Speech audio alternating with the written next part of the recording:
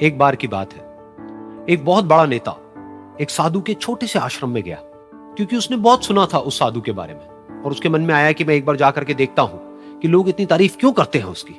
तो जब वो उस आश्रम में गया तो वहां पर एक छोटा सा कमरा था जहां पर एक कालीन बिछा हुआ था।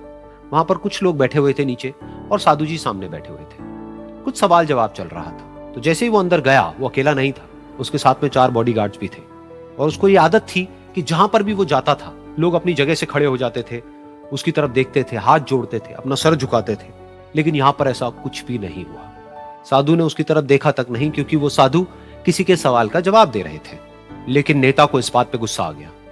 नेता को लगा कि ये मेरी बेइज्जती है।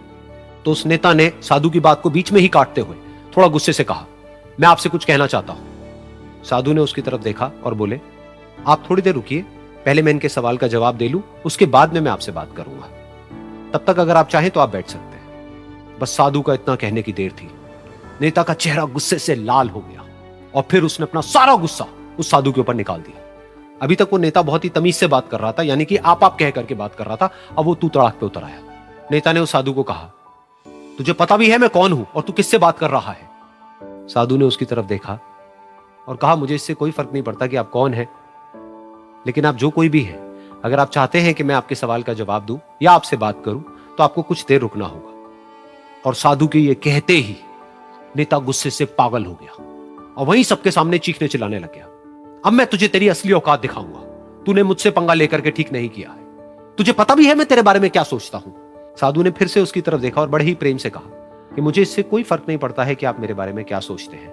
आप जो चाहे वो मेरे बारे में सोच सकते हैं। फिर उस नेता ने बोला कि तू चाहे सुनना चाहता है या नहीं, लेकिन मैं तुझे बताऊंगा यही सबके सामने कि मैं तेरे बारे में क्या सोचता हूं। तू एक बहुत ही घटिया इंसान है।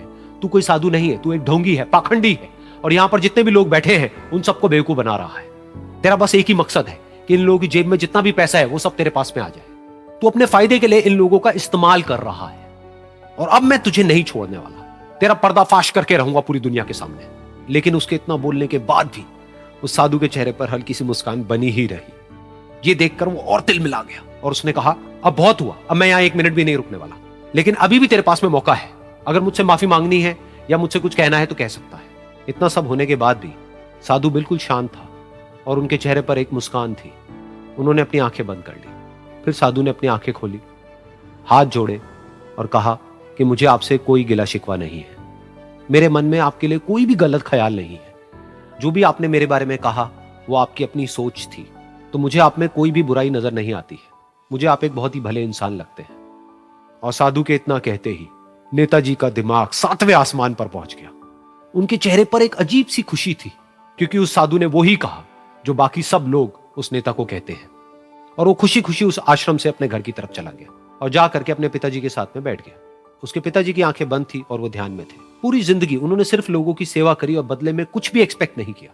तो थोड़ी देर बाद जब उन्होंने अपनी आंखें खोली और देखा अपने बेटे को अपने साथ बैठे हुए, तो उनके बेटे के चेहरे पर आज एक अजीब सी खुशी थी जो आज से पहले उन्होंने कभी नहीं देखी थी। फिर उसने एक एक करके सब कुछ बताया कि आज क्या हुआ, किस तरह से वो आश्रम गया, वहां पर क्या हुआ, उसने क्या कहा, उन्होंने क्या कहा। तो जब इसके पिताजी ने पूरी बात सुनी तो थोड़ा सा मुस्कुराए और अपने बेटे को देख करके बोले कि उन्होंने तुम्हारी तारीफ नहीं करी है, क्योंकि उन्होंने वो नहीं कहा कि जो तुम हो, उन्होंने वो कहा कि जो वो खुद है। और तुमने जो भी कुछ उनको कहा वो नहीं कहा कि जो वो है, बल्कि तुमने वो कहा जो तुम खुद हो। यही बात वेदों में भी कही गई है, यथा दृष्टि तथा सृष्टि। ये दुनिया तुम्हें वैसी नहीं दिखती है जैसी कि ये दुनिया है। ये दुनिया तुम्हें वैसी दिखती है जैसे तुम खुद हो। जिसकी नजर जैसी है उसके लिए ये दुनिया वैसी ही है। तो अगर तुम अपनी दुनिया को बदलना चाहते हो तो उसका सिर्फ एक तरीका है, अपनी नजर को बदलो।